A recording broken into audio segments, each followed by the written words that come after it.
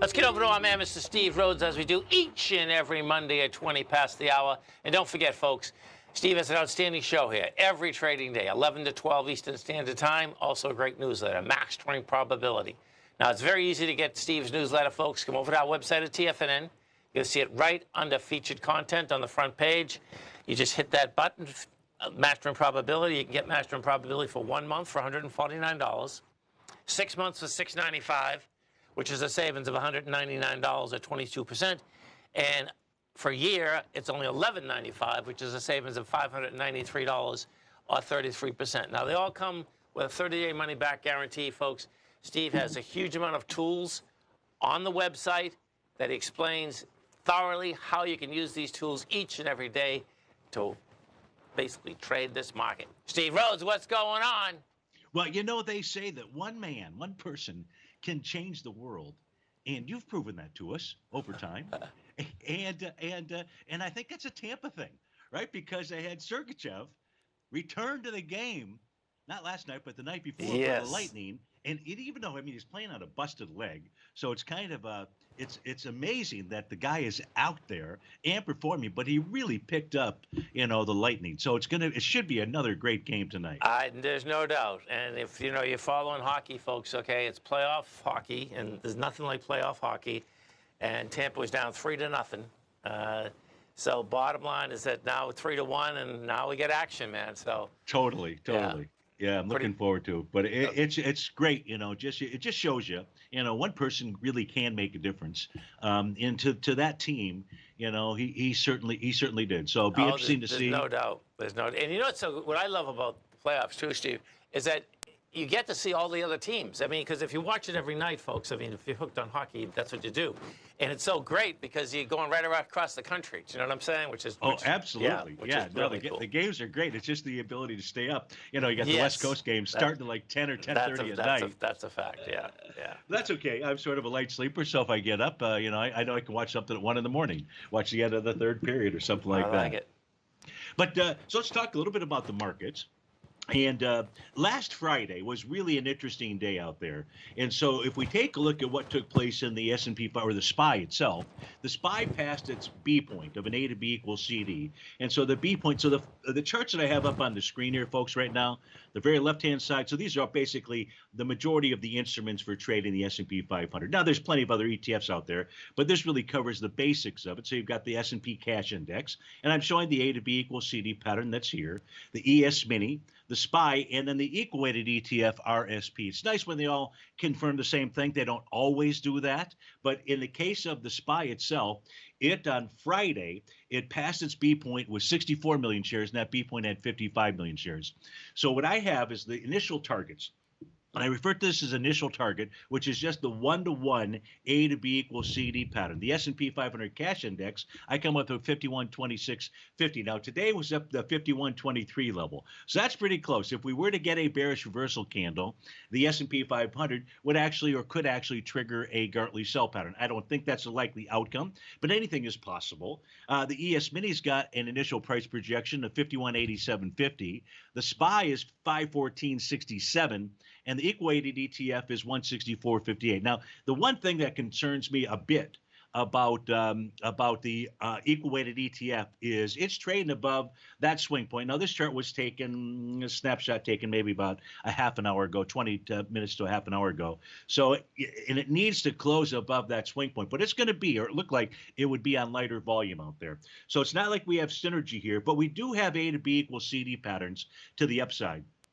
And this chart here, Tom, we go back to this periodically. This is the last 96 years for the S&P 500. In essence, it's the end of April, as you pointed out. We're moving into window dressing. We're also moving into that sell in May cycle. And the S&P 500, if we take a look at 96 years worth of data, and that red vertical line shows exactly where we're at today, what we can see is this rally should have further legs. Now, the actual sell in May cycle for the S&P 500 over that 96-year period typically comes in right around May the 7th. And then we typically see a move lower into late May before that next rally phase begins. So this is the cycle that I believe that we are in right now. And if we take, again, look at the A to B equals CD patterns, what they could do. So the thought process is May 7th is a week from tomorrow, I believe. And so the thought process is maybe we get actual Gartley sell patterns to line right up with the seasonal pattern out there. That would be a beautiful thing. That would. And would be a reason to consider going short the S&P 500. So we have to wait until we get there, but that's what we're currently looking at right now. So what I want folks to be looking for are bearish reversal candles. And I teach folks the 7 bullish and 7 bearish reversal candles that I use to help confirm tops or bottoms or the completion of a pattern out there. The SPY, as you've pointed out to us, this actually formed, and this is why the importance of understanding bullish and bearish reversal candles. If we take a look at what transpired on the way down, we had the SPY actually form a 1 to 2. It went a little bit beyond the 1 to 2 level, didn't get all the way down to 2.618. But on that way down, if you had just sold the 1 to 1 area, you would have got, it would have been like a bad hockey player. You got beat up a little bit here. So what I do is I wait for the buyers on the market that's moving lower to confirm that they're ready to take an attack. They're ready to defend their position out here. And that actually took place when this bull sash candle formed on April the 22nd out there. So that's one way to use the A to B equals CD pattern and wait for the cavalry to arrive. Doesn't guarantee that it's going to work out, but at least it gives you better odds and you know where buyers stand. So now that Gartley buy pattern, it might turn into a Gartley sell pattern out there. Yes. The other thing that took place on Friday, Tom, this is why I believe, at least at this stage here, that we should see the S&P 500, the ES Mini, the RSP can at least complete their A to B equals CD patterns, is because on Friday we had the spot VIX index close below its 50-day exponential moving average. And that gives buyers or bulls the edge. And this is proof of it.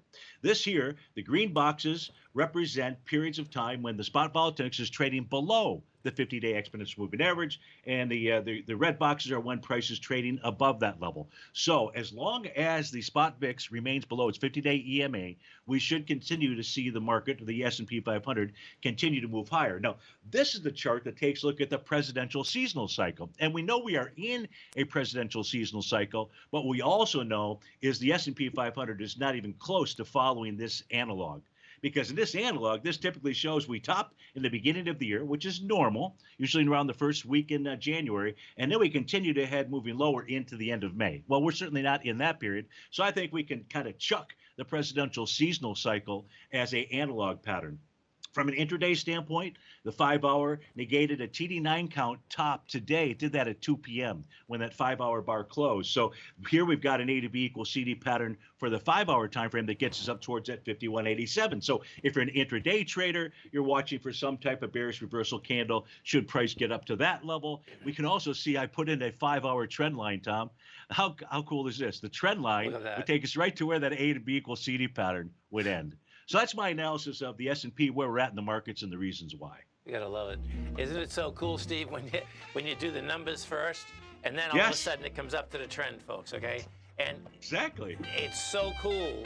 Trust me, that wasn't back into it. This is not like Elliott Wave, folks. This is just the opposite, okay? Which is so cool. Exactly. Listen, folks, get over to our website at TFNN. Steve's got an outstanding newsletter. Just come over. Right under featured content, hit Mastering Probability. You'll be very happy you did. Steve, you have a great one, safe one. We look forward to show tomorrow. Thanks, Tom. Take care. Stay right there, folks. Come right back. Many trading newsletters attempt to focus